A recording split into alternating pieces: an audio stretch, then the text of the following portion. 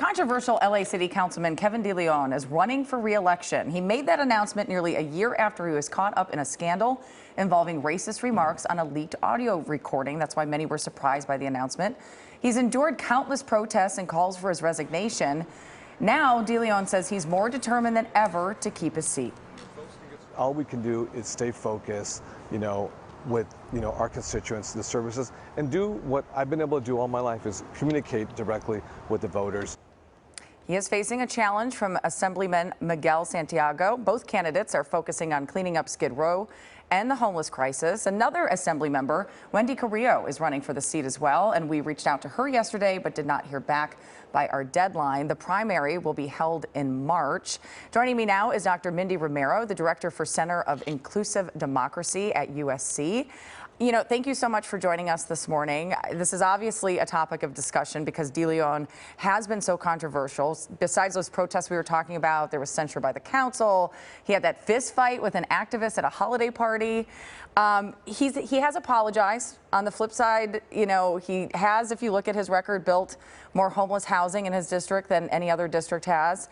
Can constituents look past what has happened and move forward with him as someone who represents them? Well, it's politics. So the first rule is that anything can happen. All right. And if there can be a surprise, it'll be a surprise. At the same time, though, this is not a typical scandal. This is something that was deeply hurtful, right, to so many and to the community, and made national attention, involved the President of the United States in terms of calls for resignation. This is a huge hill to climb, if you will, for De Leon, and he may have more support in his district than many people believe or expect, but he is going to have trouble fundraising. He's going to have trouble getting other endorsements and other types of support that are necessary. Incumbency is a huge advantage, but he will not have that advantage for the most part, at least.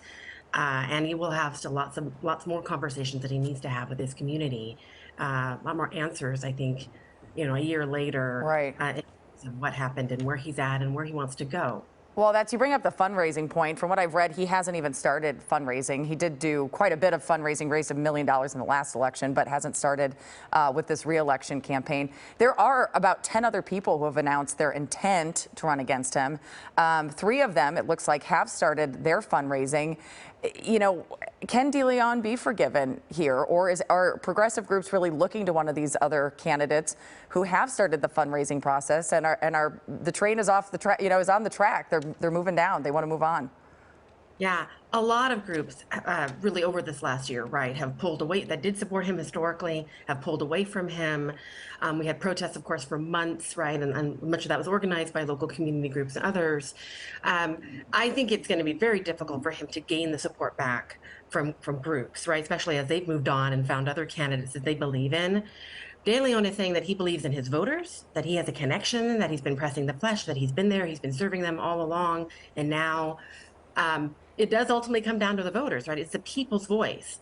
But at the same time, he does need other support. He needs, he needs volunteers that are organized, that often come from organizations in the community or around the community to get out the vote, to knock on doors, to get the word out, to talk about him.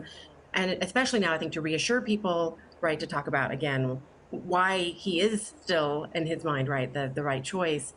And money and support, that type of support, it's going to be difficult for him. And also all of the conversations that come with a campaign will bring all of this up again, and make him have to address it in ways that he's been trying to make the community forget over the last year, And there are real questions, real concerns and deep hurt that still exist for many, not all, but for many in the community. Well, I think you put it best. It's going to be an uphill battle for sure. I do want to point out that the council itself has seen so many scandals, including De Leon's predecessor, who was suspended after that bribery indictment. Does this just keep the drama continuing by him, running for re-election? In some ways, I've heard people say, I don't know how this helps his constituents by him rerunning. Why don't we just turn the page and move on? And really, how does it help the council as well? As you said, you've hit the nail on the head, the electorate, the community at large in LA City, right, and the county, have deep concerns and a long history of distrust with the council in many, many ways, and all of these scandals don't help. And then there were calls for De Leon to step down, and he didn't step down, and many people felt that that was disrespectful to the community and literally just not aware and not really feeling right that his community was the best, that really was in his own best interest. He says, of course, he was trying to continue to serve the best interest of his community.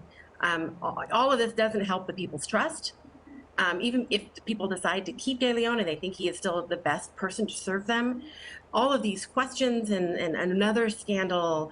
It's the only good thing I can think of this right now, at least about this, is that these additional conversations through the campaign that will come up again about the leaked recording, those conversations more broadly are important still to have, right? We don't want to forget, even though it's hard and it hurts voters' trust, and we need to move on. At the same time, the core reasons for why that recording happened, what we heard on that recording, everything that caused all the pain and the hurt and the additional distress, those topics still need to be discussed and not forgotten. And so maybe that's kind of the silver lining in some of this, and maybe not good for De Leon, but better overall for the community to continue to talk about how to move forward and to prevent, not forget, but to remember and prevent something like that from happening again. I think that's a good point.